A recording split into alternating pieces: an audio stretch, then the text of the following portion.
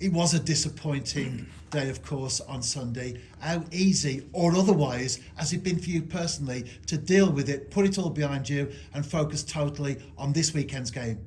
Yeah, it's probably, if I'm being honest, it's probably one of my real weaknesses, for my character traits, is to let things go and go past. I've been pretty boiling all over the weekend, and we've been back in training and may need to get back on the grass and get back at it, but it is certainly a negative trait in my makeup that I really struggle with letting things go, certainly getting beat.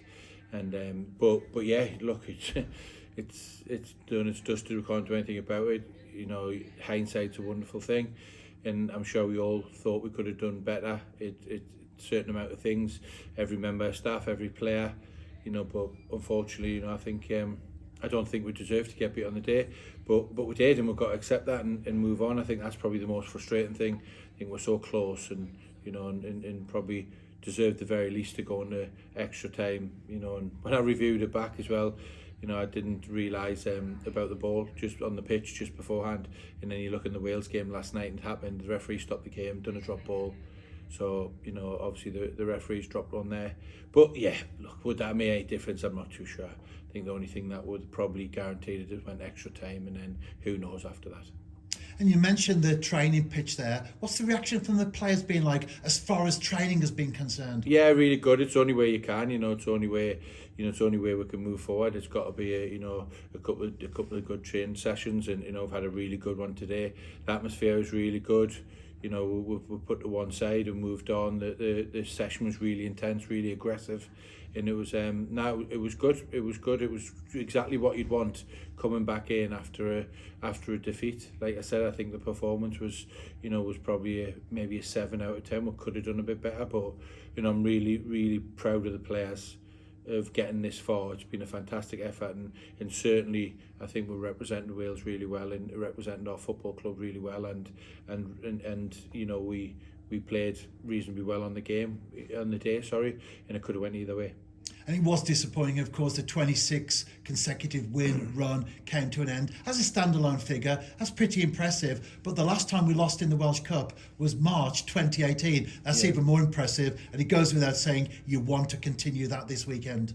Yeah, of course. The one thing that you don't want to do is coming off the back of a negative result is not have a performance after that. So I've got every faith in the players. It's one defeat. Like you said, we've won 26 on the bounce. So it's pretty special really at any standard of football. So yeah, it's credit must go to all the players, and I think the really important bit is that it's all the players. It's not just the lads that have been playing, and it's the players, the training player, the players that have been pushing everyone in training, the injured boys who have been supportive, the staff behind the scenes.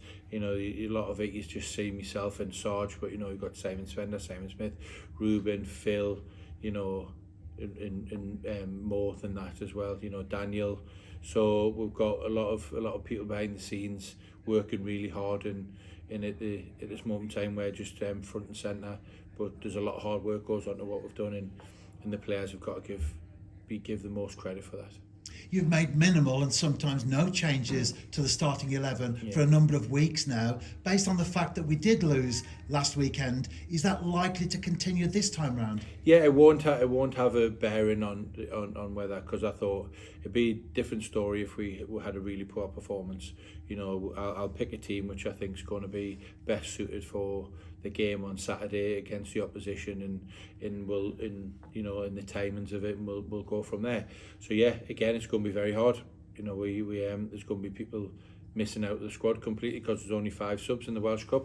So yeah, it's it's another one, but it's up to players to train really hard, and it's up to players to play well in games. Like I said, I don't know any managers that don't pick players that are training well and playing well in games. So it's theoretically it's up to the players that pick the team really. Our form against Cardiff Met has been impressive. Yeah. The last 4 games, we've scored 24 goals. We've only conceded 2. Yeah. Will they perhaps be looking at this as an opportunity to maybe catch TNS at a sore time? Or are you really thinking about their approach and concentrating totally on what we're going to do? Yeah, it's important we concentrate on us. You know, we know the threats Cardiff Met have got. We know that historically they're a very organised, fit team. You know, Ryan's done a great job there, and he's a fantastic manager, and Craig is a coach as well. You know, got some really good staff.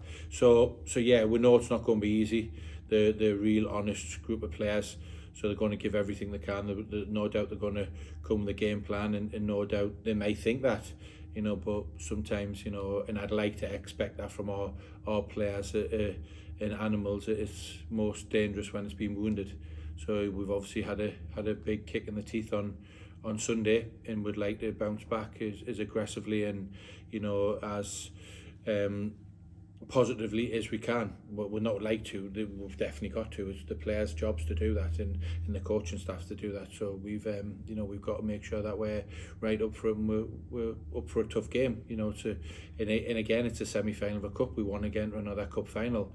And again, it's a cup that we're defending, and we've defended for a long time. So there's a lot of layers to that. So yeah, it's one that we couldn't probably pick the better cup or game to come back to, another chance to get to a final. Not because we're playing Cardiff Met, we could have been playing anyone. Just back into a semi-final of a cup, and the opportunity to get through to the final. Just make sure that it focuses our minds a little bit more. And as far as niggles and knocks are concerned, what's the availability selection likely to be as we edge towards the weekend? Yeah, good. You know, it was a really, you know, it was a Brian Brobel's been out for 3 weeks, and you know, we're taking a bit of a gamble with him, putting him on at all on Sunday, but you know, the gamble didn't pay off, as in, you know, he had very little time on the pitch, and he couldn't affect the game as much as what we'd like him to, you know, but the gamble paid off injury wise, because we weren't too sure where he was or how he'd be. You know, if that was probably a league game, we would have probably not even put him on the bench, but he got through it. He got through the whole travel, he got through all the, you know, the warm up, the preparation. He's got through training this week as well. So Probs will be fit again. So yeah, it's even more of a headache for me. And like I said, it's you've got to reduce that bench from 9 to 5. So yeah, there's going to be some disgruntled players and upset players, but that's the beauty of having a strong squad. And like I just said, I think when you're a player, you know deep down that, you know, that I'll pick the best team to try and win the game on the day. So yeah, we've got to move forward and look forward to that, and take away your individual disappointment for the better of the group. And you know, no one person is bigger than the group, and that's every time I look at a game to pick a team and pick a squad. You know, I've got to take me individual glasses off and look at what's best for the football club. And he might be out of sight as far as those watching on at matches are concerned, but he's certainly not out of mind as far as the club is concerned. It was good to see Ryan Astles at Scotland, or in Scotland, over the weekend. You've been there yourself, Craig. You've had long-term injury, and it is so important to have those players still around the club. Yeah, it is definitely. You know, we make sure we are, you know, proactive with that. We want Ryan's coming in every day, doing his work with Phil, with Daniel in the gym. He's mixing with the players. You know, he's getting changed in the same change room. So he's been exposed to a bit of change room banter. He's sitting eating with the players. He's doing his work, and you know, he's well and truly involved with it. It's a tough journey, especially when you know you've got a long road ahead. But Ryan's doing great. You know, really positive mind. You know, he's where he should be, if not a little bit forward than where he should be. So now we're looking forward to Ryan. You know, we would like to see Ryan back in some sort of capacity on the training pitch by pre-season.